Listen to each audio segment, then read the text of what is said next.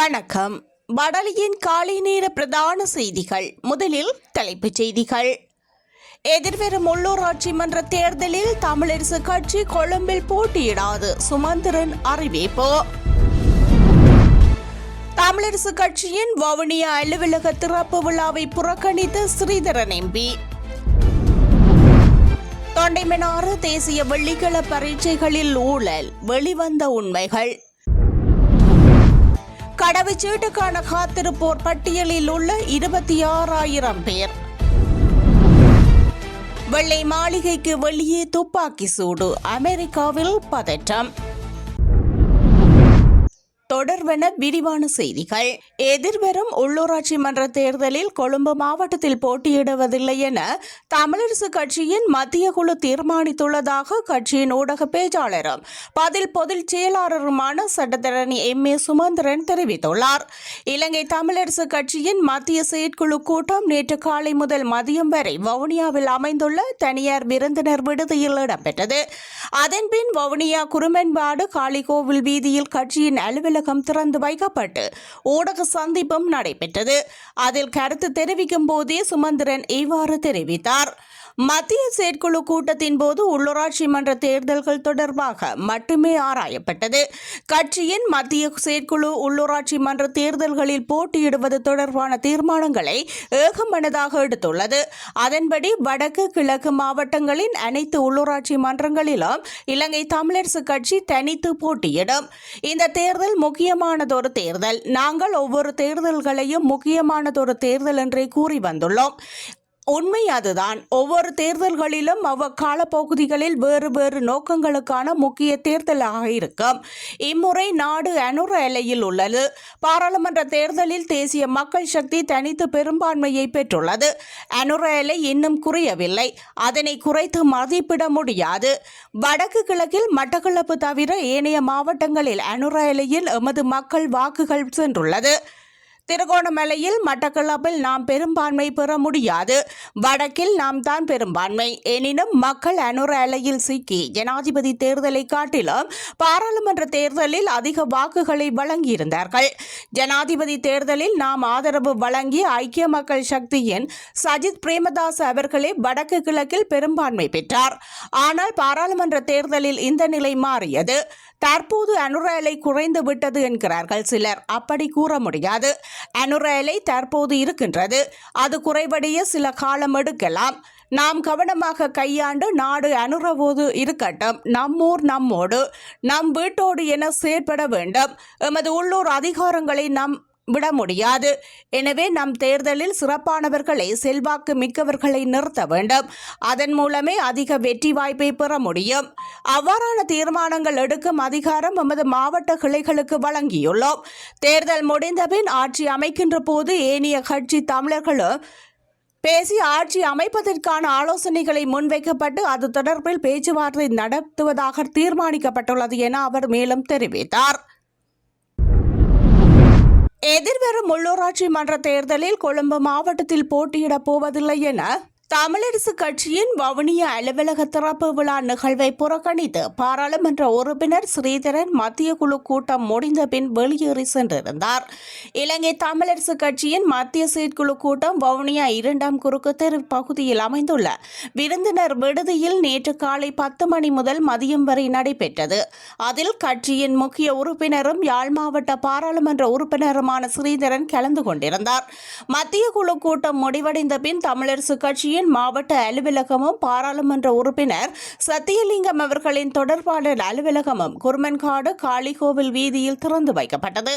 இந்த நிகழ்வில் கட்சியின் பதில் தலைவர் சி.வி.கே. சிவஞானம், பதில் பொதுச் செயலாளர் எம்.ஏ. சுமந்திரன், பாராளுமன்ற உறுப்பினர்களான ரவிகரன், கோடீஸ்வரன், ஸ்ரீநேசன், குகதாசன், ஸ்ரீநாத், சாணகியன், கொழும்பு கிளை தலைவர் சட்டத்தரணி ரட்னவீர் மற்றும் பாராளுமன்ற உறுப்பினர்கள், கட்சியின் மத்திய குழு உறுப்பினர்கள், மாவட்ட கிளையினர் என பலரும் கலந்து கொண்டனர். ஆனால் பாராளுமன்ற உறுப்பினர் ஸ்ரீதரன் குறித்த அலுவலக திறப்பு விழாவில் கலந்து கொள்ளாது மத்திய குழு கூட்டத்தின் பின் வெளியேறி சென்றிருந்தமையும் குறிப்பிடத்தக்கது.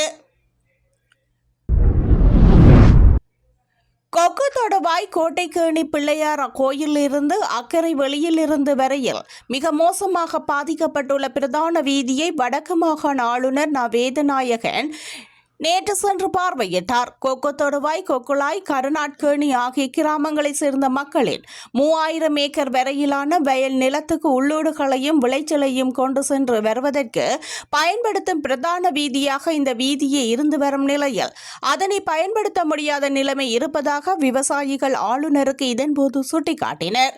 இந்த வீதியின் சில பாலங்களும் அமைக்கப்பட வேண்டியிருப்பதை இந்த சந்திப்பில் இணைந்து கொண்ட புதுக்குடியிருப்பு பிரதேச செயலர் ஆர். விஜயகுமார் ஆளுநருக்கு தெரியப்படுத்தினார். வீதியை அபிவிருத்தி செய்வதற்கும் அத்துடன் பராமரிப்பு தொடர்பிலும் உரிய நடவடிக்கை எடுப்பதற்காக முல்லைத்தீவு மாவட்டத்தில் தொடர்புடைய திணைக்களங்களுடன் கலந்துரையாடலை விரைவில் நடத்தி முடிவு எடுப்பதாக ஆளுநர் இந்த பயணத்தின் போது விவசாயிகளிடம் தெரிவித்தார். புதிய கடவுச்சீட்டு தேவைப்படும் 26,000க்கு மேற்பட்ட வெளிநாட்டவர்கள் விண்ணப்பங்களை சமர்ப்பித்துள்ளதாக வெளியுறவு மற்றும் வெளிநாட்டு வேலைவாய்ப்பு பிரதி அமைச்சர் அனுர் ஹேமச்சந்திர தெரிவித்துள்ளார். இந்த விண்ணப்பங்கள் வெளிநாடுகளில் உள்ள இலங்கை தூதரகங்கள் மற்றும் உயர் ஸ்தானிகர் ஆலயங்களினால் கிட்டத்தட்ட 2 ஆண்டுகளாக பெறப்பட்டு வந்ததாகவும் கூறப்படுகின்றது. சில தனிநபர்கள் தங்கள் வெளிநாட்டு கடவுச்சீட்டுகள் காலாவதியாகிவிட்டதால் ஏராளமான பிரச்சினைகளை எதிர்கொள்வதாக துணை அமைச்சர் கூறினார். இதனால் வெளிநாட்டில் படிக்கும் தொழிலாளர்கள் மற்றும் மாணவர்கள் தங்கள் எதிர்கால நடவடிக்கைகளை மேற்கொள்வதில் சிக்கல்கள் ஏற்பட்டுள்ளதாக கூறப்படுகின்றது. இந்த பிரச்சினைக்கு உடனடி தீர்வை வழங்குவதற்காக வெளியுறவு மற்றும் வெளிநாட்டு வேலைவாய்ப்பு அமைச்சகம் மற்றும் குடிவரவு மற்றும் குடியகழ்வு துறையுடன் கலந்துரையாடலும் நடத்தப்பட்டுள்ளது. இருப்பினும் இந்த மாத இறுதிக்குள் இந்த பிரச்சினைக்கு முடிந்தவரை தீர்க்க முயற்சிகள் மேற்கொள்ளப்படும் என்று கூறிய பிரதி அமைச்சர் தற்போதைய அரசாங்கம் இந்த நெருக்கடியை உருவாக்கவில்லை என்பதையும் வலியுறுத்தினார். இதற்கிடையில் கடவுச்சீட்டுகளை தயாரிக்கும் போது வெளிநாட்டு வேலைவாய்ப்பு தொடர்பான தகவல்களை பெறும் போதும் இடைத்தரகர்களின் உதவியை நாட வேண்டாம் என்றும் பிரதி அமைச்சர் கேட்டுக் கொண்டுள்ளார். தொண்டைமனாறு தேசிய வெள்ளிக்கிழ பரீட்சைகளில் நிறைய ஊழல்கள் இடம்பெற்றுள்ளதாகவும் தேசிய வெள்ளிக்கிழ பரீட்சை நிலையம் வடக்கு மாகாண கல்வி அமைச்சின் கீழ் கொண்டுவரப்பட வேண்டும் எனவும் தேசிய வெள்ளிக்கிழ நிலையத்தின் நிகழ்ச்சி திட்ட முகாமையாளரும் நிறைவேற்று அதிகாரமுள்ள செயற்குழு உறுப்பினருமான பரா கஜேந்திரன் தெரிவித்துள்ளார். யாழ் வடமராட்சி ஊடக இல்லத்தில் நேற்றைய தினம் நடத்திய ஊடகவியலாளர் சந்திப்பின் போதே அவர் இவ்வாறு தெரிவித்தார்.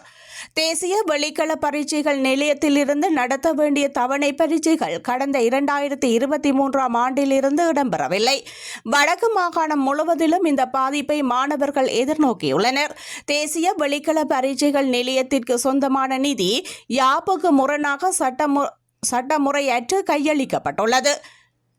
இதில் பாரிய ஊழல்கள் இடம்பெற்றுள்ளதையும் அவர் குறிப்பிட்டுள்ளார். இது தொடர்பில் ஆளுநருக்கும் வடமாகாண கல்வி அமைச்சின் செயலாளருக்கும் அறிக்கை மூலமாக தெரியப்படுத்தியுள்ளோம்.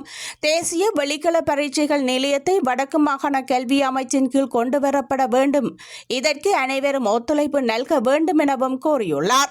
வடக்கு மாகாணத்தை பொறுத்தவரைக்கும் கல்வியே எங்கள் மூலதனம். ஆனால் இன்று அதில் ஊழல்வாதிகளாக காணப்படும் ஓய்வு நிலை கல்வியாளர்களும் ஒரு சில பல்கலைக்கழக சேர்ந்த விரிவுரையாளர்களும் தனிப்பட்ட வருமானத்தை ஈட்டுவதற்காகவும் தனிப்பட்ட வருமானத்தை பெருக்குவதற்காகவும் தேசிய வெளிக்கள நிலையத்தின் நிலையான வைப்புகளில் இருக்கும் பெரும் தொகையான நிதியினை தங்கள் இஷ்டத்திற்கு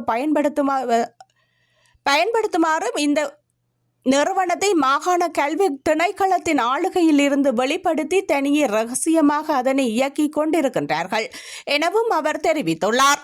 மாகாண கல்வி திணைக்களம், மாகாண கல்வி அமைச்சு, ஆளுநர் செயலகம், பிரதம செயலாளர் மற்றும் மாவட்ட செயலாளர் ஆகியோர் இணைந்து இதனை ஒரு முடிவுக்கு கண்டுவர வேண்டிய தேவை ஏற்பட்டுள்ளது. இது தொடர்பில் மேற்குறித்த அனைவருக்கும் எழுத்து மூலம் எங்களுடைய குற்றச்சாட்டுகளை முன்வைத்துள்ளோம். அதன் அடிப்படையில் மாகாண கல்வி திணைக்களத்தின் ஆளுகைக்கு உட்பட்ட தேசிய வெளிக்கள நிலையத்தின் மீள் சீர்படுத்தி திருடர்களை கையில் இருந்து மீட்டெடுத்து மீளவும் மாகாண கல்வி பணிப்பாளரின் ஆளுகைக்கு உட்படுத்தி அதனை தேசிய வெளிக்கள நிலையத்தின் கோட்பாட்டிற்கு அமைவாக வடக்கு பிராந்தியத்தின் கல்வி அபிவிருத்திக்காக இயக்குவதற்கு நடவடிக்கை எடுக்க வேண்டும் எனவும் அவர் கேட்டுக்கொண்டுள்ளார். கிளீன் ஸ்ரீலங்கா வேலை திட்டத்தின் துப்புரவு பணிகள் நேற்றைய தினம் அச்சுவேலி பிரதேச வைத்தியசாலையில் முன்னெடுக்கப்பட்டது. ஜனாதிபதியின் ஆலோசனைக்கு அமைவாக கோப்பாய் ஒருங்கிணைப்பு குழு தலைவர் பாராளுமன்ற உறுப்பினர் ஜெயச்சந்திரமூர்த்தி ரஜீவனின் வழிகாட்டலில் நேற்றைய தினம் கோப்பாய் பிரதேச செயலாளர் சிவசிறி தலைமையில் குறித்த வேலை திட்டம் முன்னெடுக்கப்பட்டது. இதன்போது பிரதேச வைத்தியசாலையின் பணிப்பாளர், நோயாளர்கள் நலன்புரி சங்கத்தினர், அச்சுவேலி போலீஸ் நிலைய போலீஸ் உத்தியோகத்தர்கள், அச்சுவேலி சிற்றூர்தி சங்கத்தினர் மற்றும் பொதுமக்கள், சனசமூக நிலைய உறுப்பினர்கள் உள்ளிட்ட பலர் கலந்து கொண்டு அச்சுவேலி பிரதேச சபையின் உதவியுடன் பிரதேச வைத்தியசாலையில் உள்ளக வளாகங்களை துப்புரவு செய்தனர். அத்துடன் வைத்தியசாலையின் வளாகத்தில் புதிய மரக்கன்றுகளையும் நாட்டி வைத்துள்ளனர். இதன்போது அகற்றப்படும் கழிவுகளை தரம் பிரித்து உரிய இடத்தில் அப்புறப்படுத்துவதற்கான கழிவு கூடைகளையும் கிழக்கு பிரதேச சபையின் வைத்தியசாலை நிர்வாகத்திடம் வழங்கியுள்ளனர். தொடர்பென வெளிநாட்டு செய்தி. வாஷிங்டனில் உள்ள வெள்ளை மாளிகை அருகே அமெரிக்க ரகசிய சேவை ஒருவர் மீது துப்பாக்கி சூடு நடத்தியுள்ளது. துப்பாக்கி சூடு நடந்த நேரத்தில் ஜனாதிபதி டொனால்ட் ட்ரம்ப் புளோரிடாவில் இருந்துள்ளார். இந்த சம்பவம் வெள்ளை மாளிகையில் தொலைவில் ஜனசோவர் நிர்வாக அலுவலக கட்டிடத்தின் மேற்பகுதியில் நடந்துள்ளது. இந்தியானாவில் இருந்து வாஷிங்டனுக்கு பயணிக்கும் தற்கொலை நபர் என்று கூறப்படும் ஒருவர் இக்குறித்த உள்ளூர் காவல்துறையினரால் முகவர்களுக்கு எச்சரிக்கை விடுக்கப்பட்டுள்ளது.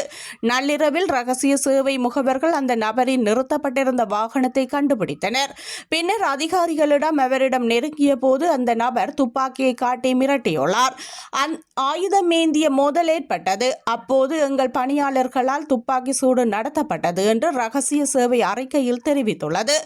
அந்த நபர் மருத்துவமனையில் அனுமதிக்கப்பட்டுள்ளதாகவும் அவரது நிலைமை தெரியாது என்றும் ரகசிய சேவை குறிப்பிட்டுள்ளது.